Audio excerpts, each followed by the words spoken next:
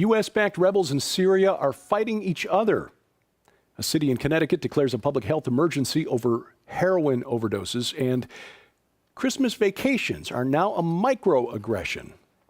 This is SkyWatchTV for Tuesday, June 28th, 2016. I'm Derek Gilbert. First up, the wild swings in the financial markets after last week's Brexit vote were bigger than anything we saw during the financial meltdown of 2008. What next? The collapse of the British pound against the U.S. dollar was historic, unprecedented. Trading in shares of some of Britain's biggest firms were suspended Monday during the turmoil. Automatic circuit breakers kick in on the exchanges when a company's share price falls or rises by more than 8%. Again, bank stocks led the losses. Barclays was down nearly 13%. Royal Bank of Scotland was off more than 15%. And the pound hit a new low against the dollar, $1.32. Lowest point during the 2008 crisis was $1.39 for the British pound. German political leaders seemed stunned by the outcome of Thursday's vote. Germany's Social Democratic Party, a partner in the governing coalition of Chancellor Angela Merkel, held an emergency meeting Friday at the Bundestag. One German newspaper published an editorial blaming the immigration policies of Chancellor Merkel on the British for the British vote.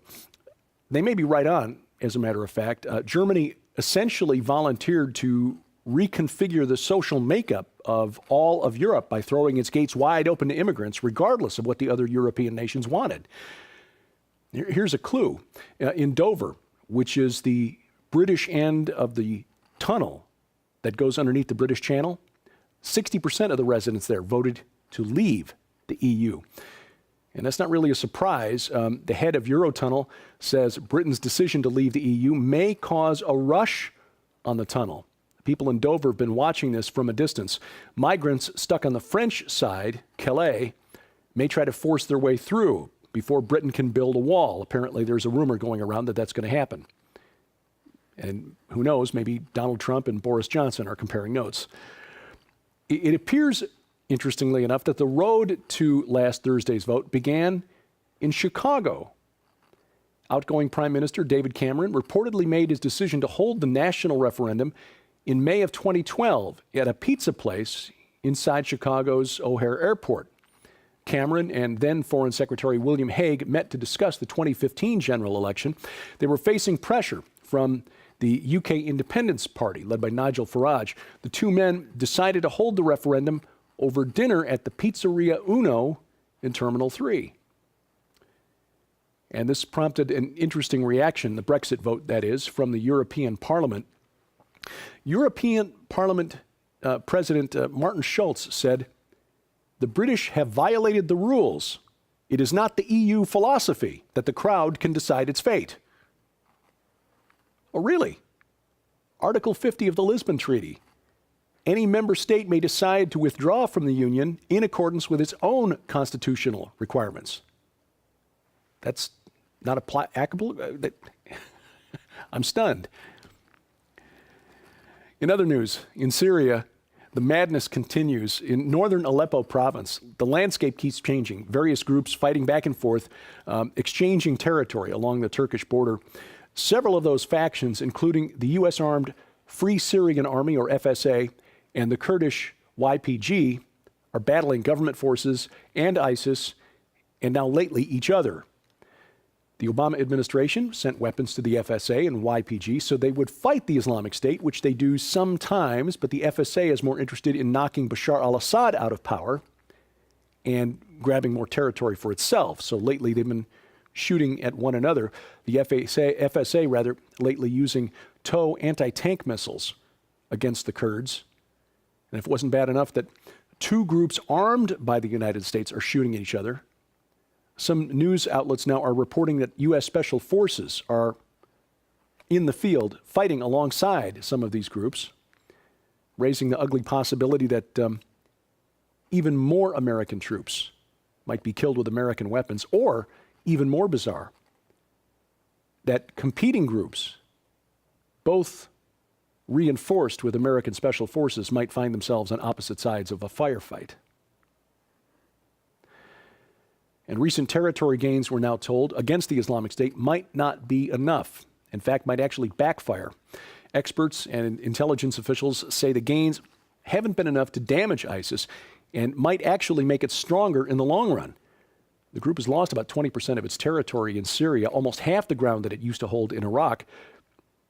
That's cost it about a third of its oil production, which made up about half of its annual revenue. But the fact is, most troops fighting ISIS are either Kurdish or they belong to Shiite militias, which may give ISIS legitimacy as the defenders of Sunni Arabs in Iraq and Syria. And there are reports that Shiite militias are committing human rights violations in areas that they've just taken from the Islamic State, like Fallujah. And while there are definitely fewer foreign fighters emigrating to Syria and Iraq to fight alongside the Islamic State, that might force the group to depend more and more on lone wolf terror attacks in the West. One terrorism expert, Hassan Hassan of the Royal Institute of International Affairs in London, says the appeal of the Islamic State to young Muslim men around the world is not connected to the group's military performance in the Middle East. And while we're in Iraq and Syria, one other note, the Kurdish regional government could cut water supplies from the Tigris River to central and southern Iraq. Officials of the KRG say the Iraqi government in Baghdad is discriminating against Kurdish farmers and agricultural production, and so they might turn to using water as a weapon in that desert land. The city of New Haven, Connecticut has declared a public health emergency for an epidemic of heroin overdoses. The latest round apparently linked to a batch of the drug mixed with fentanyl, which is 50 times more potent than heroin. There were so many overdoses, 15 last week alone, that New Haven is running out of the drug used to counteract the effects of a heroin overdose. This one is for us here in the central U.S., just in case we don't have enough to worry about. Experts say the Midwestern United States are overdue for a major earthquake. A friend of mine who majored in geology in college was fixated on this particular seismic zone. The New Madrid seismic zone, 150 miles long, would affect 7 states if it really shook: Illinois, Indiana, Missouri, Arkansas, Kentucky, Tennessee, and Mississippi. The Mid-America Earthquake Center at the University of Illinois ran a simulation and wrote a report in 2009, estimated that a major quake along the New Madrid Fault would result in about 86,000 deaths and injuries, 2.6 million homes without power, as many as 7 million people homeless, at least temporarily. The last major quakes in the region were in 1811 and 1812, when the area was only lightly populated, but it rang church bells as far away as Boston and Washington, D.C. Now, not all seismologists agree that we're overdue for a major quake there. One seismologist based near Chicago said predictions of doom like this are, in his words, dangerous nonsense. But it makes for good clickbait at the online newspapers. The U.S. military could repeal its ban on transgender troops this week. According to officials, the Pentagon plans to announce the change this Friday, July 1st, as we head into the 4th of July weekend. The plan would direct each branch of the military to implement new policies on recruiting, housing, and uniforms for transgendered soldiers within a year. Representative Mac Thornberry, a Texas Republican who chairs the House Armed Forces Committee, or Armed Services Committee, says he believes that Defense Secretary Ash Carter has put the political agenda of a departing administration ahead of the military's readiness crisis. Thornberry says the force is exhausted from back-to-back deployments, and this detracts from them getting ready for their next round of active duty. This is a headline that might have come from a parody site like The Onion.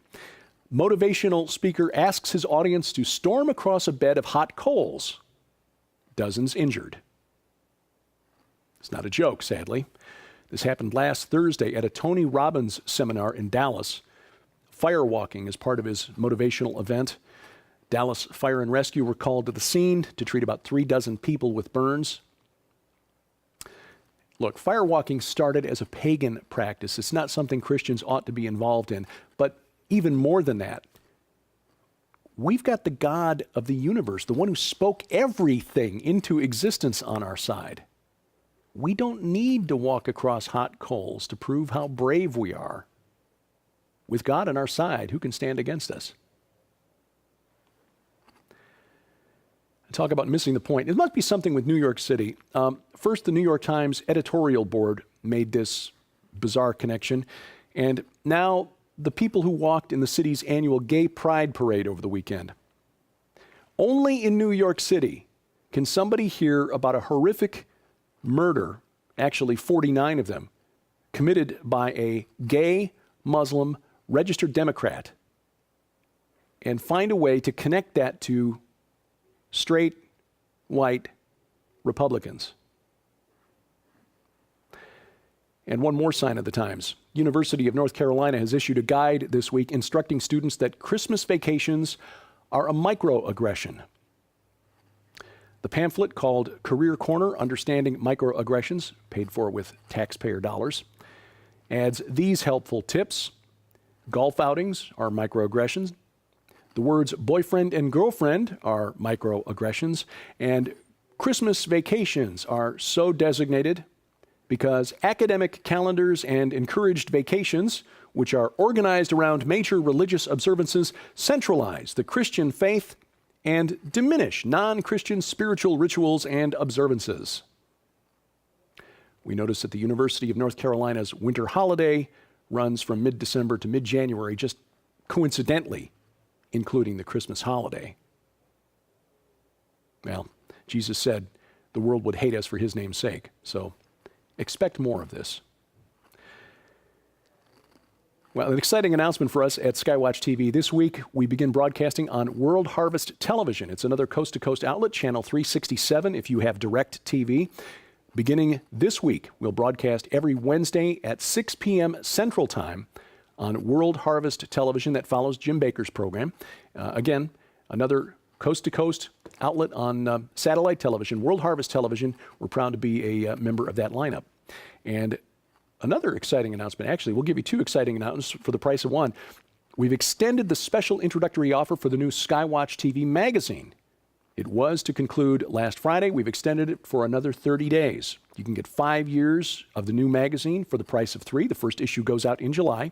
Plus, the brand new book, I Predict What 12 Global Experts Believe You'll See by 2025. We'll tell you more about how you can take advantage of that now through July 24th at the end of this program. And you still have time to submit your story for a chance at being published by Defender Publishing. It's part of the release of Nita Horn's biography, No Fences.